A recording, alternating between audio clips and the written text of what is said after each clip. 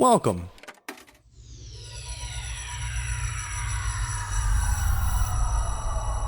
to Arcade Audio.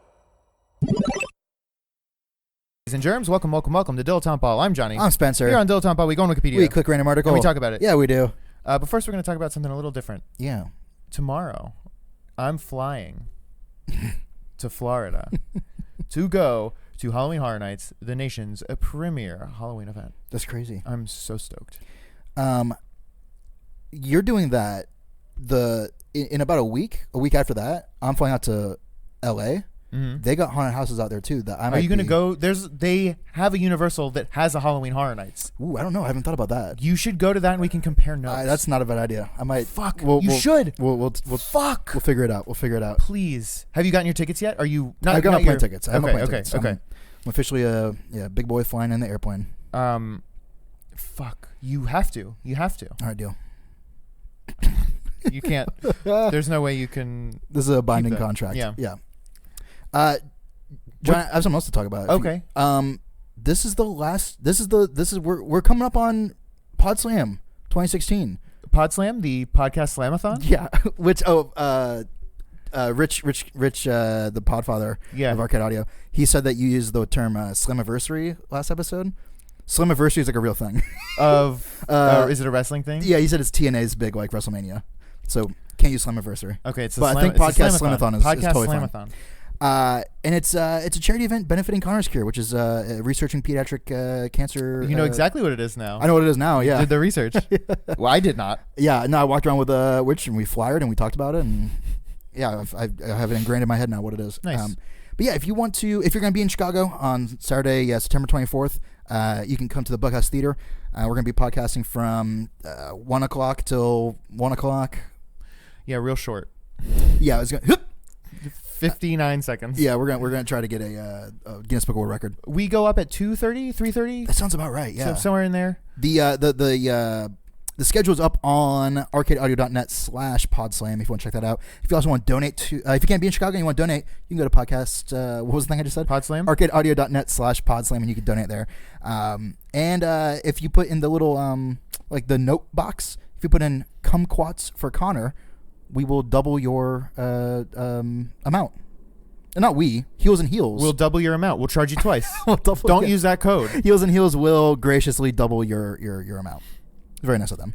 Yes, it is. And like we said, I will be in Florida, so I will be conferencing in somehow. Right. So don't expect you to be there. Figure out the logistics. We will. Yeah, well, I'm sure we will. Are we going to be putting that episode up online, or what are we going to do there? Yeah. I don't know. We'll talk about that. Maybe you got to be there. Maybe it's just ephemeral. It's in the air. It's in the ether. And yeah. Who knows? Whoosh. Is Rich recording it from... I don't know. So many questions. Yeah. So little I bet it'll be live streamed. I bet. There you go. Go to arcadeaudio.net/podslam. /livestream. Mm-hmm. That's not true. Don't go there. And while you're there, by the way, you can check out my blog. I started writing my blog again. While you're there, you can check out my bio on the website. So we got all kinds of fun little games for you. A Sudoku puzzle. That's not true. But we do have a web ring, so you can check out all of our friend sites. We have a hit counter. So we're trying to get to 1,000. Yeah. Again, that website is angelfire.net/under construction. We have very low expectations.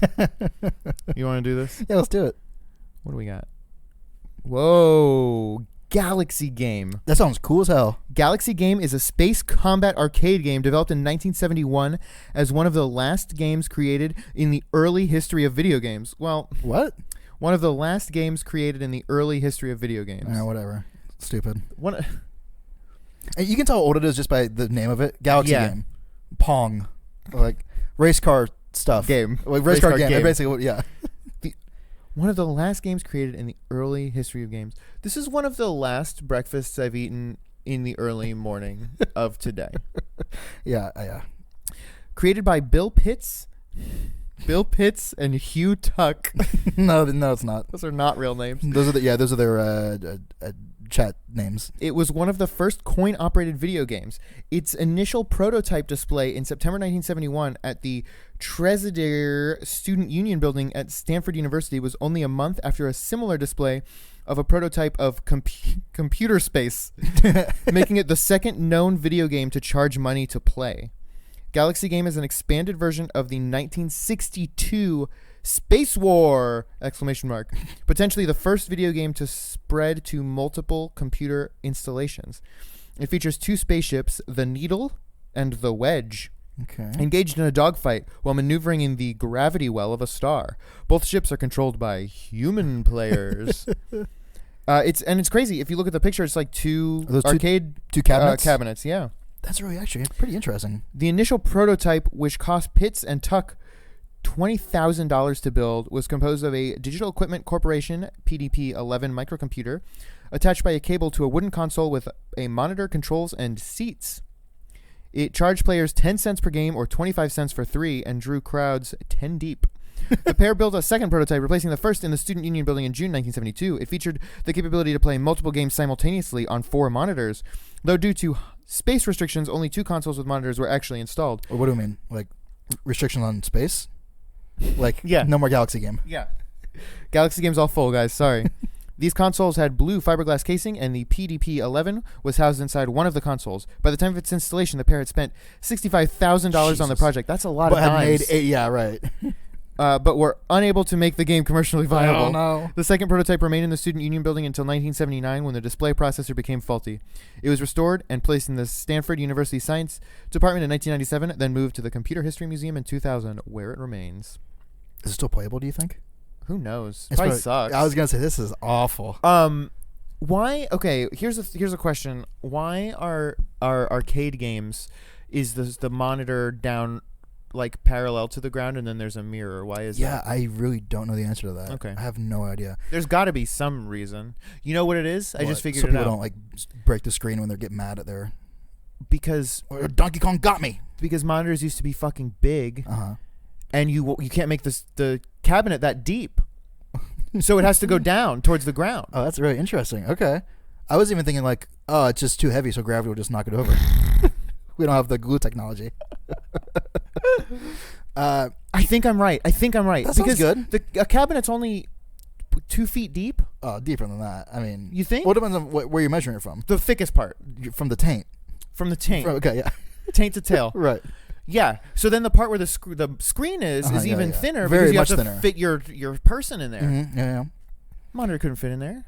What? I cracked it. Yeah, you cracked it. Don't tell me why. Don't tweet at us at Dilettanteball, DILETTANTEBALL, and tell us why, because I just got to the bottom of this. Yeah, and don't go on iTunes and leave us any 5-star reviews. Don't. Leave us 1-star reviews, please, because we've got this, and quite frankly, we don't need your help. Yeah, we're done. Yeah, I don't care what you say. We're done here. You remember that time that we thought we cracked why train doors open on one side sometimes and the other side sometimes, and we were wrong? Yeah. Okay, cool. What's your favorite arcade game? When I was a kid, when I was a lad, I played this game called Gauntlet Legends, which I may have described to you. Yeah. Basically, it was a single cabinet, but there was 4 joysticks, 4 different colors, and it was the first, maybe the only game I'm aware of at least, that had a persistent, your character was saved. So every time you come back, you would type in whatever your 3-digit password was, your 3-letter name, and it'd be like, welcome back, Green Valkyrie. Did you have to go to the same cabinet? You did, yeah. Okay. So it's not like you could just go to anywhere in America. That'd be wild. That would be the fucking best. What if they unplug it? Is it like the Frogger machine? I think it's okay. I think it has like an actual like memory card or whatever. But yeah, you come back, you'd have your level, whatever items you might have had because it's an RPG. Awesome. It's really cool. Do you have one? Was it the X-Men game? I have 2, and they are both so close. Also, I mean, this should be the Simpsons Award for best video game because everyone's answer is going to be the Simpsons. Mine is the Simpsons. Yeah, obviously. And then the Simpsons Award for favorite cabinet arcade, video gaming goes to Teenage Mutant Ninja Turtles. Yeah, which was the Simpsons game with Teenage Mutant Ninja Turtles, which turns out was every fighting game basically. Yeah, but I loved it. And then they had for NES they had a game that was very similar. Battletoads? No, Teenage Mutant Ninja Turtles: The Manhattan Project. Oh, okay. The gameplay was very, very similar, and I was like, hell yes. Was it called Turtles in Time, or was that a second? That's a different one. Okay. Then there's also one that's just called Teenage Mutant Ninja Turtles, I think, that is Not affiliated. it was before the cartoon was actually even a thing. No, it's like comically difficult. It's irrationally difficult. There's one part where you have to, they're like Shredder, whoever the fuck is going to blow up a dam. Okay, sure. So you have to like disarm all the bombs while you're swimming around, and you only have like 2 minutes. It's like you have to be like pixel perfect to get everything. It's like impossible. It's welcome to arcade games where it's like just try and get your money. It's like, so you have to swim to the thing. It takes like 8 seconds to disarm it. Sure. And there are like 10. So already that's right there, 80 seconds. If you did nothing but teleport. So you only have what 40 seconds left to get between them. And you're not just swimming. There are like enemies that you have to dodge and like shooting spines and poison. There's like seaweed that's like electric for whatever reason. And when you right. touch it, you get shocked. And it takes another like 3 seconds to get shocked. Yeah. So not only are you losing health when you get hit, you're wasting valuable time. I have been playing that game my whole life. I mean, the game probably came out in 1991. Yeah, that's true. So I've essentially been playing my whole life. I have never gotten past that. It's impossible. And then if you do happen to get past it, you're only down to one turtle who probably has half health. Right. So as soon as you're done, sure, you're dead. just stomps you. Yeah. There was a game, or I don't even know how far into the game that it's like that it feels really close to the beginning, but maybe that's the end. Anyway, I was reading about maybe the Lion King game where there's like towards the end of the level there's like a lava level, and you just don't know what, because you're a kid, you don't know what the fuck you're supposed to do. You're like, well, okay, I guess I'm done. I guess I jump in the lava, and then nope, you die. So I was like, what the fuck am I supposed to do?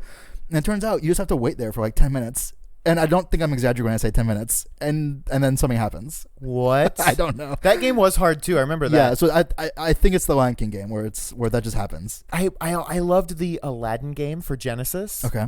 Man, that game's fucking fun. I heard good things about that, yeah. It's awesome. And then at the end you fight Jafar and he turns into a snake, and it is so dope. Jafar is like the coolest Disney villain. Yeah. Was he turns into a fucking snake. Was he voiced by Tim Curry? No. He should have been. Yeah. Do you know who he's voiced by? No. Some random. So like, I'm sure it's actor. probably some like famous English like Shakespearean actor. Right. Tim Curry voices Hexus. Definitely. Yeah. Another Robin Williams joint. Oh fuck. Yeah. That must be what I'm thinking of. You know how infuriating it must have been to animate any movie that Robin Williams did a voice for? It's like, because he was just saying crazy shit. Here's your script, Robin. No, I got it. Pass. Yeah. Well, we already have all the stuff animated. Right. We just need to match up the lips. No, I'm gonna talk about everything else but what's on this script.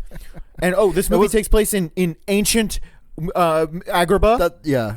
No, I'm gonna talk about cars. I'm gonna talk about Tupperware like from the first second I'm on screen. That wasn't even supposed to be a genie character. He just like kept rambling, and that's what it became.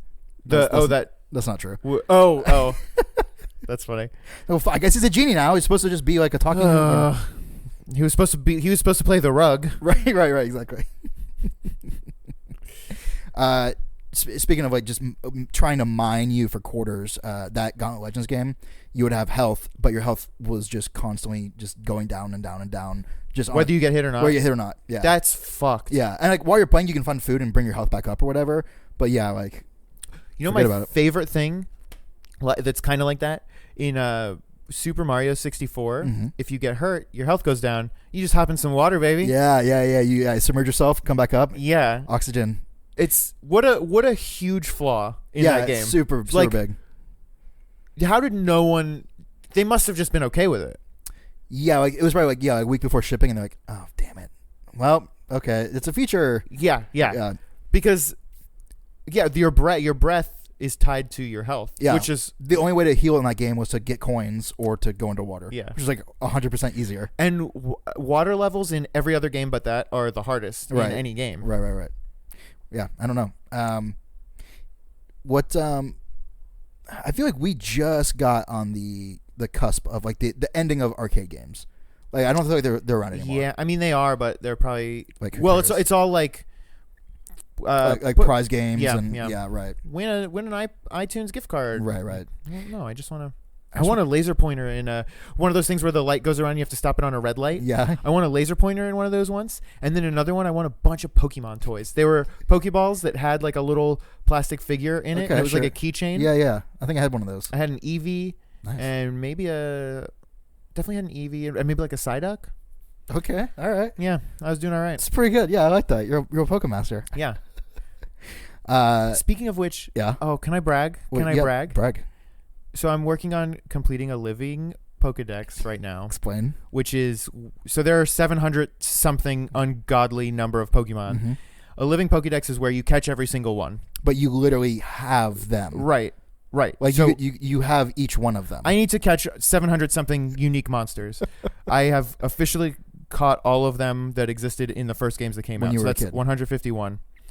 To this day I've never done that. Right. Like, I've never that was the caught first them time all. that was the first time I did it. So it was like, Then not only did you have them all, you had each one. yeah. So tweet us your thoughts and prayers for me at Dilettante Ball, DilettanteBall, hashtag Dilettante Pokeball. Oh damn! I mean, that's our next thing. Fuck. I just rewatched all of the original anime that's on Netflix. It was like season 1 and 2 or something. It's like the first 50 episodes or something. okay, Which Seems like is a lot. maybe season 1 because it was aired every fucking day. Which is insane. Does not hold up. It is very bad. Not even like It's worth. Is it pretty repetitive? Because I feel like It's super repetitive. every single episode has Jesse and James show up, and it's like okay. The only fun thing is that like Jesse and James, like if ever they need to be in disguise, Jesse is always the man, yeah. and James is always a woman, and it's such a funny thing, and no one ever like questions it. It's Right. just like, yeah, you're just in a disguise. It's fine. Yeah. Which is such a like cool weird thing. I don't know. It's just very Yeah, like, strange never that even it happened, and it crossed was my like, mind as a kid. And right. I was like, yeah, sure, whatever. Who cares? yeah. This is what he does. But there are tons of people who are still in. Maybe it's gotten better. I don't know because it's still It's going. still on. going. Yeah, 20 years later. Like yeah.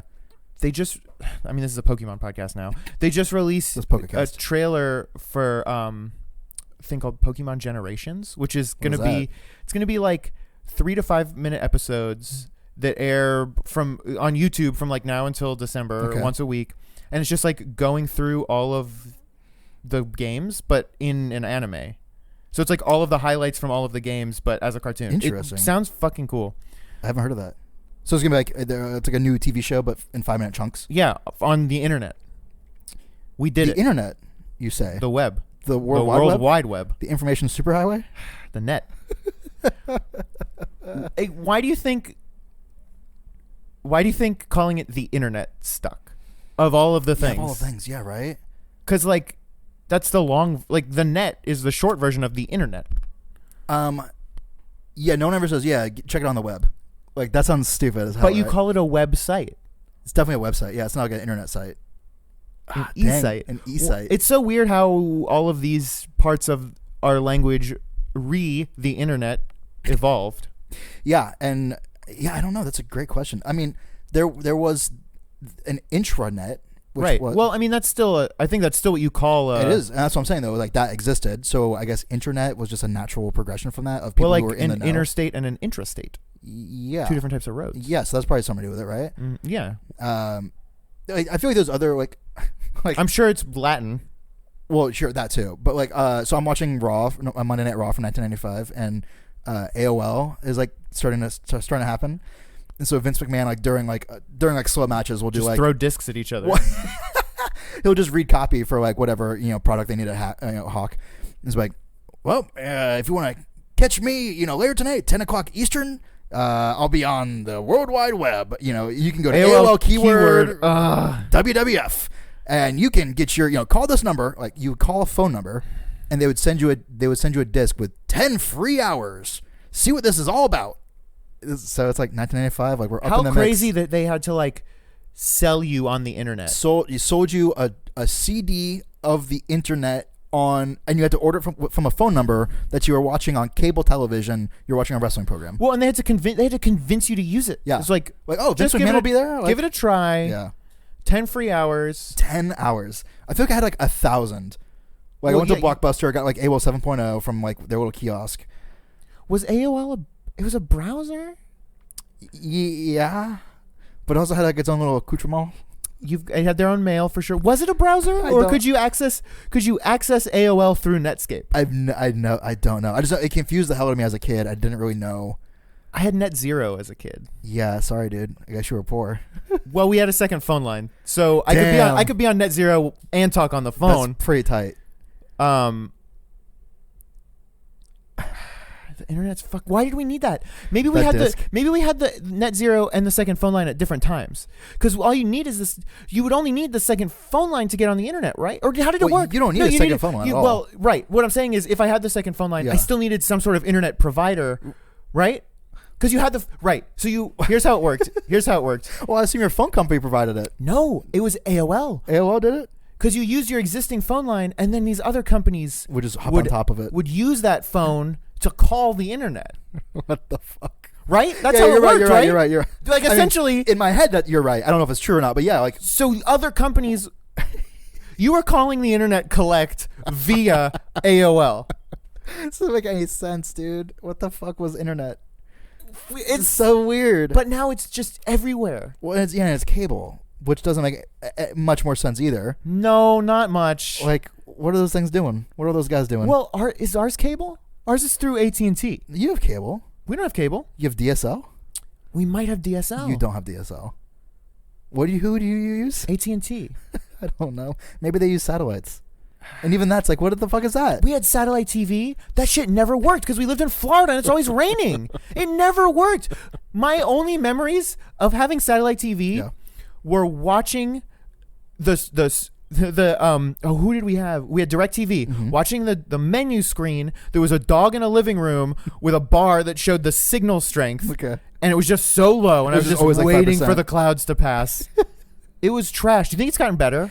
It has to have. We got to have more satellites up there, right? Yeah, totally. Tons of them. You put a thing on the side of your house, a metal circle on the side of your house, to zap TV from the sky that gets into the sky from a bigger metal circle somewhere else. You cannot explain it to me. Like, radio, I don't know how radio works. I don't know how any of that shit works. It doesn't make any damn sense. How did we do that? It's crazy. It's crazy. And it's just like some dude did it in like 200 years ago. Oh, maybe hey, not 200, but you know radio? what I mean. Maybe. Yeah, like Marconi. When was he doing that shit? I don't know. I don't know who that is. He was the guy that did the radio shit. He was Alexander Graham Bell of radio. Oh, so he called collect 2 radios. Yeah, ahoy, ahoy, he said. We were so close to having ahoy be the thing that they said when we answered the phones. Yeah, what happened? How'd that backfire? They couldn't put phones on boats. That was the only, yeah. It was fucking Edison got in there. On boats? He got on boats. You know about that, right? AC and DC current, Edison and Tesla, and how Edison convinced the world that AC was dangerous. Mm-hmm.